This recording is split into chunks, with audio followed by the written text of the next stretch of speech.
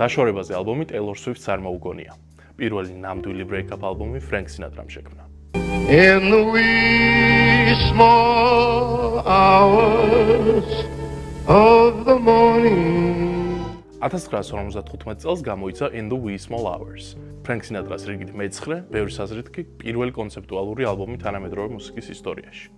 იმ დროის სხვა პოპულარული ალბომებისგან განსხვავებით, ეს არ იყო ჰიტებისა და სინგლების ნაკრები. ალბომს აერთიანებდა ხასიათი, მარტოსულობა, სინანული და გულგატეხილობა. Sinatra-ს ამ დროს ცხოვრება ხელიდან ეცლება, განქორწინება, კარიერის დაღმასვლა და ცხოვრების მთავარ სიყვარულთან, ავანგარდერთან განშორება. თუმცა გაქცევა სამჯობინე, რომ ტკივილი მუსიკისკენ მიემართა. სიმღერებიც ისე აარჩია და დაალაგა, რომ მთელი ალბომი ერთ დიდ აღსარებად ისმინება. ამ ალბომს თვითონაც ავას ალბომს ეძახდა. პირველი სიმღერა, რომელიც ალბომის სახელს იმეორებს, გულგატეხილი ადამიანებისთვის ნამღერი ავნანას გავს. Mood Indigo, Duke Ellingtonis ეს კლასიკა. შუაღამის ჯაზურად დატირებაა. I Get Along Without You Very Well, ტრეკი, რომელიც თითქოს სიჯიუტეს ან სიმტკიცეს ასხივებს, აშკარად დანებების ნიშანია.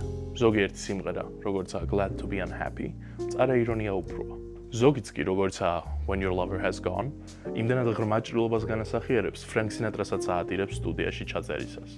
Nelson Ridley-ის მდიდარი სიზმრისეული არანჟირებით, Frank Sinatra-მ საკუთარი გულის ტკივილი მაღალ ხელოვნებად აქცია. ამ ალბომმა შეცვალა ალბომის ცნება და დაამტკიცა, რომ ალბომს ისევე ღრმად შეუძლია გადმოსცეს ადამიანის გამოცდილება და გრძნობა, როგორც ეს რომანს ან ფილმს შეუძლია.